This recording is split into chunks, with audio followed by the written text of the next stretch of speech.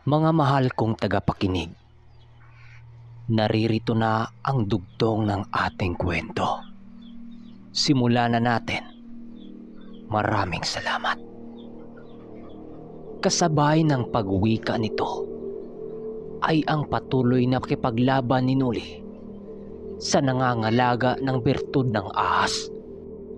Habang tumatagal ang labanan, paunti-unting nakaramdam si Noli na naharap na siya sa isang alanganing sitwasyon.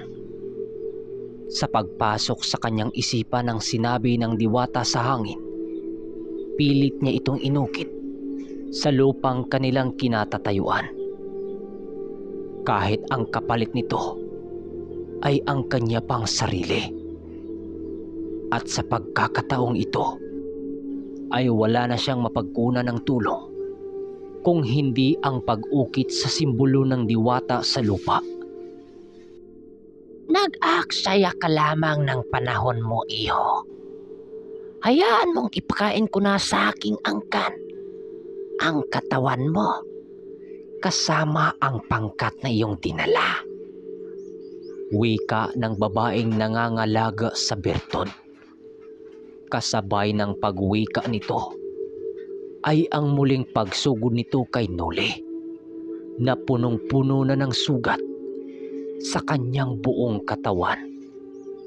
Nang makalapit na ito kay Noli, patuloy pa rin ang pagpapakawala ng mga pag-atake nito gamit-gamit ang kanyang matatalas na mga kuko. Halos lumiyab na ang tabak ni Noli na may espiritual na kampilan, at habang patuloy silang nagsasagupaan sa kanilang kinaroroonan, hindi nito hinayaang makapag-isip ng plano si Noli sa kung paano siya makakagawa ng paraan upang matalo ang kanyang kalaban. At ilang minuto pa ang lumipas, laking gulat na lamang ni Noli nang merong lumabas na isang napakaitim na nilalang na nanggagaling sa likod nito. Yun yung dambuhalang ahas. Sa isip-isip ni Noli, nakatakas ito sa mga kamay ng ermitanyo. Paglalarawan ni Noli dito, natuklap na ang iba nitong kaliskis habang sunog na sunog.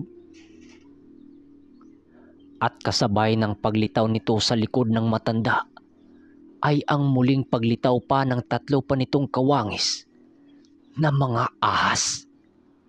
Dahil sa pagsilabasan ng mga ito, tila ba muli na namang nalagay sa alanganing sitwasyon si Noli. Nakikita mo ba ito? Ito ang pangkat ng mga engkantong huli mong masisilayan sa mundo. Magbunyeka, dahil ang mga tagasunod ng bertud ang titigil sa walang kwenta mong buhay. Wika ng matandang hukluban. Kasabay ng pagwika nito ay ang pag-ungol ng napakalakas ng mga nilalang na lumitaw sa anino ng matandang gabunan. Dahil dito ay agaran din namang itinaas ni Noli ang kanyang depensa upang mapaghandaan ang nalalapit nilang sagupaan. At nang makapagbigay na ng utos ang matanda sa nilalang na iyon, ay agad naman itong sumugod ng walang pag-alinlangan. Wala nang nagawa noon si Noli kundi ang harapin ang kanyang mga kalaban sa digmaan. Alam niyang magagapi siya nito, pero patuloy pa ring naniwala si Noli sa kanyang kakayahan.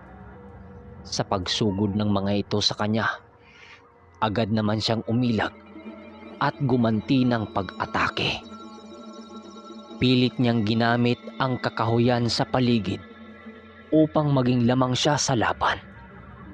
At napansin kasi niyang hindi kaanong bilis ang mga nilalang na iyon kumpara sa taglay niyang anino. Kung kaya't ginamit niya ang mga puno upang magsisilbing kanyang pananggalang laban sa mga ito. Nang mapansin ito ng huklubang kanyang kalaban, ay agad din itong sumugod sa kanyang kinaroroonan. At kasama nito ang 3 engkantong ahas upang mapadali nilang mapagpatulungan si Nuli. Nang masipat niya ito, nagpatuloy lang naman siya sa kanyang ginagawang pagsuot sa kagubatan. Nang makita ng ermitanyo na nasa panganib na sitwasyon ang kanyang disipulo, ay agaran din naman itong tinawag ang dalupahaw upang mabigyan ng tulong si Nuli. Sa paglapit ng dalupahaw kay Nuli, sa hindi inaasahang pangyayari, bigla itong umungol ng napakalakas na halos ikinabingi na ng lahat ng mga nilalang na nasa paligid. At ilang minuto pa ang lumipas, laking gulat na lamang ni Nuli nang biglang merong lumitaw na isang lagusang nagkukonekta sa mundo ng mga engkanto. Kasabay ng paglitaw ng lagusang iyon ay ang paglabas ng isang dalupahaw na mayroong 3 mata sa noo. Nanlilisik at parang umapoy ang mga mata nito nung una itong masilayan ni Nuli. Kasabay ng pagpakawala ng lagusang dinaanan ng dalupahaw ay ang paglapit nito sa isa pang dalupahaw ng ermitanyo. Animoy nag-uusap ang mga iyon gamit-gamit ang lingwaheng hindi alam ni Nuli, kung kaya't nahirapan si Nuling malaman ang mga binabalak nito sa digmaan. At ang ikinamangha pa dito ni Nuli, kaya nitong lumipad papasuot sa mga kakahuyan. Sa bawat paglipad ng nilalang na yon sa loob ng gubat ay ang pag-iwan nito ng bakas ng kanyang mga bugang apoy na nagliliyap. At ilang minuto pa ang lumipas, biglang lumapit ang dalupahaw na 3 ang mata kay Nuli. Paglapit nito sa kanya, wala noong ibang naramdaman si Nuling presensya kung hindi ang mapangwasak nitong presensya na ipinadama sa kanya ng maladragong ibon. Matapos nitong makalapit, pinili nitong titigan siya sa kanyang mga mata na parabang ito ay nagsasalita. Ilang minuto pa ang lumipas, agaran din naman itong tumalikod kay Nuli. Matapos ang medyo may katagalang pagtitig nito, at dahil sa buong akala ng mga mandirigma ng hukluban na hindi nakapaghanda ang mga kasama ni Nuli, kung kaya't nagawa nitong sumugod ng hindi pinag-isipan. Nang makalapit na ito sa ibong lumitaw sa lagusan, ay laking gulat na lamang ng aswang na yon nang biglang merong umusling isang malaugat na bagay sa ilalim ng lupang kinatatayuan ng aswang. Agaran siya nitong napuluputan at hindi naglaon, ay tuluyan na nga itong nawala ng buhay. Pagkakataon mo na upang gawin ang ating mga plano, Nuli. Sundin mo ang sinasabi sa iyo ni Barangao. Dahil alam ko na yun na ang susi upang mapagtagumpayan mo ang pagbawi sa iyong mga alagang hayop. Sigaw ni Manong Duming habang ito ay nakipaglaban sa lalaking gabunan at sa mga dambuhalang ahas. Nang marinig ito ni Nuli, doon na muli siyang nabuhayan ng loob upang makipaglaban. At kahit pagod na ang kanyang katawan sa digmaan, ay muli siyang nabigyan ng lakas nang marinig niya ang mga katagang binitawan ng kanyang maestro.